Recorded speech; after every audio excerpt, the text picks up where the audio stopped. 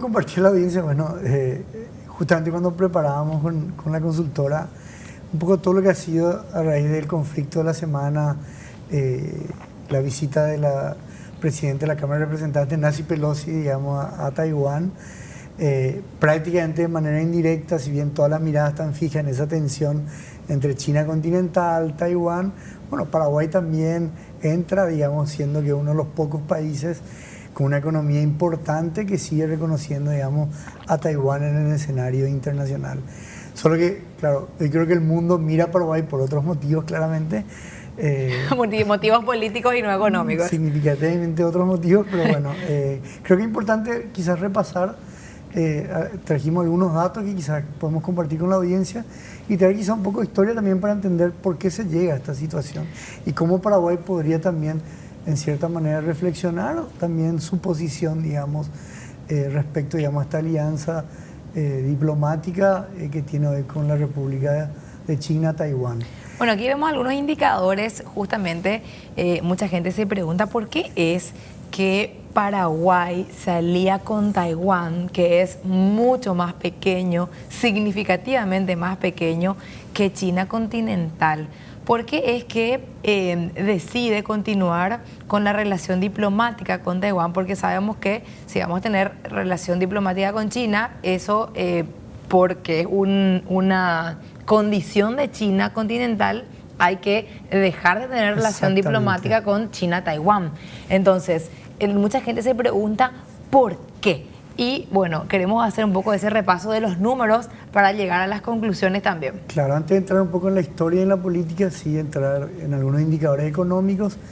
Y bueno, vemos que en territorio claramente China es, bueno, están los datos ahí, pero podemos ver al costado sus números rojos. Significa que Paraguay es 24 veces más chico que China, por otro lado 11 veces más grande que Taiwán en cuanto a territorio. En población, por un lado, 197 veces más chico que China, pero tan solamente 3 veces más pequeña, digamos, que Taiwán.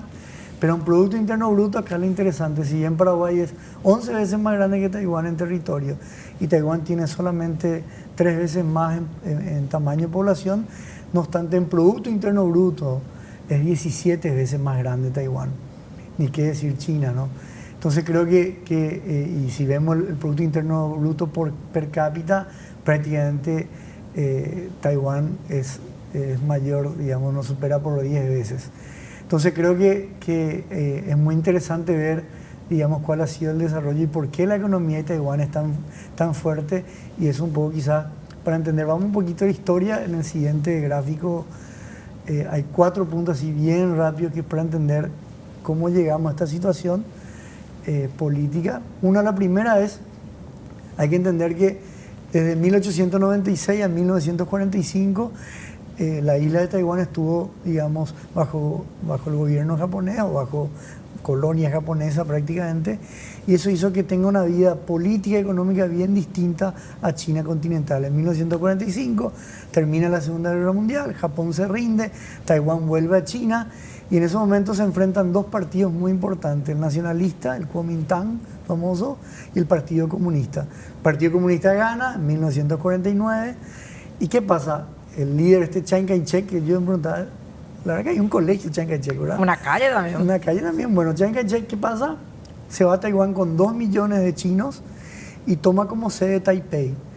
Pero a partir de ese momento, de 1949, para China continental era obvio que debería recuperar Taiwán, y para Taiwán o Chiang Kai-shek y el Partido Nacionalista en algún momento debería recuperar China continental. O sea, ambos tenían la visión de una sola China y que ambos en verdad se pertenecen mutuamente. Ahí entra Estados Unidos, la Guerra Fría, la guerra de las 2 Coreas, Vietnam. Estados Unidos empieza a apoyar a Taiwán, obviamente, como también Paraguay y varios gobiernos latinoamericanos. Paraguay firma un acuerdo de reconocimiento en 1957. Prácticamente nadie iba a firmar en épocas de dictadura con gobiernos comunistas, ¿verdad? Pero eso empieza a cambiar a partir de los años 70, donde varios países empiezan a reconocer a China, ¿verdad?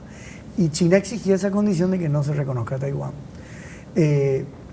Ahora, ¿qué es lo último que ha cambiado, que es muy interesante? Básicamente, si podemos ver el siguiente gráfico, ¿vale? es que en el año 2002, pero sobre todo en el 2017 y 2020, gana el Partido Democrático en Taiwán y el Partido Progresista Democrático. ¿Qué pasa? Básicamente ya no comparte la visión del Kuomintang, de una sola China. Para ellos Taiwán es autóctona, tiene su historia totalmente separada, y es más, en censos que se habían hecho, prácticamente un 33% de la isla dice Taiwán tiene que ser independiente ahora. Cortemos Eso preocupa tremendamente, digamos, a Estados Unidos y bueno, en gran medida toda esta preocupa a China, que haya ya una visión tan autónoma. Quizás se pueda repetir ciertas similitudes con Ucrania, pero creo que toda esta tensión todavía, para los economistas no políticos, dicen que es muy difícil que realmente haya una invasión real, porque se habla de lo que es el escudo de silicio de Taiwán. Prácticamente, ¿qué significa eso? Que Taiwán tiene hoy más del 50% de la fábrica de chips y semiconductores que usamos en iPhone, en nuestros teléfonos celulares, en autos, en computadoras, tablets, máquinas en robótica moderna y en una especie de nanochips prácticamente el 90%. Ni Estados Unidos ni China tienen la capacidad de suplantar, digamos, a la industria taiwanesa. Entonces, en esa dependencia tan grande que tienen de Taiwán es muy difícil porque ambos países serían perjudicados. Y ni qué decir si verdaderamente Estados Unidos entra también en este conflicto y unas posibles sanciones comerciales. China continental exige a cualquier país para tener relaciones diplomáticas que corten las relaciones con Taiwán. Sin embargo, ellos tienen relaciones comerciales con Taiwán. Totalmente. ¿Cómo tiene con Estados Unidos? China continental es el socio comercial principal de Taiwán. Entre ellos, prácticamente la balanza comercial es de 166 mil millones de dólares. Nuestro PIB es 40.000. ¿Y qué sentido tiene para China continental hoy mantener esa condición, ese condicionamiento? Porque básicamente con eso, digamos, obtienen en el escenario mundial el reconocimiento de país, por lo tanto es una manera más de que Taiwán pierda poder, digamos, en su escenario. Claro, pero que gana lo que yo no entiendo ya hoy día, 2022. Entiendo en aquella época porque, bueno, era una situación todavía reciente del desprendimiento. Lo mismo que Rusia y Ucrania, bueno, ese es el peor escenario de la guerra, por supuesto. Pero eso no va a ocurrir en este caso. Entonces, ¿cuál es el sentido? El gran punto principal ahí, se habla de ideología del Partido Comunista, de recuperar, digamos, un siglo de humillación, en donde un siglo atrás prácticamente ellos han sufrido las humillaciones de colonias japonesas, y en gran medida recuperar la isla es completar ese panorama de una sola China que prácticamente nace... Ideologías, pero por eso digo que antes tenían... Yo no entiendo por qué el ser humano es tan miserable. Y bueno, ahí vemos cómo la política puede condicionar tanto la actividad económica también, y el bienestar de la gente. Bueno, y avancemos en esta presentación que nos trae hoy Alfredo. Y cerrando entonces, quizás para que referimos cuál es nuestra posición. Claramente podemos ver que el gobierno de Taiwán desde el año 57 hasta ahora ha sido tremendamente generoso, desde el punto de vista de asistencia a vivienda, universidad, educación, becas, etcétera. Pero si vemos nuestra balanza comercial, tenemos prácticamente una disparidad muy grande. Nuestra balanza comercial con Taiwán es, en estos últimos años, que ha sido muy buena, 150, 160 millones de dólares. Con China tenemos un déficit comercial enorme que superan los 3.500 millones de dólares, 3.900 como el año pasado, y prácticamente no exportamos nada.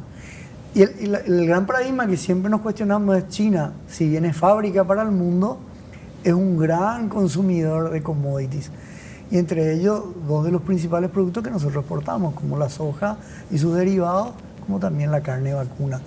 Entonces ahí siempre la pregunta es, bueno, verdaderamente, ahora que parece que las potencias geopolíticamente buscan una cierta definición, ojalá que no sea a través de la parte bélica, también quizás la pregunta es, ¿estamos nosotros verdaderamente sacando beneficio a las relaciones de Taiwán? Nuevamente, el escudo de silicio,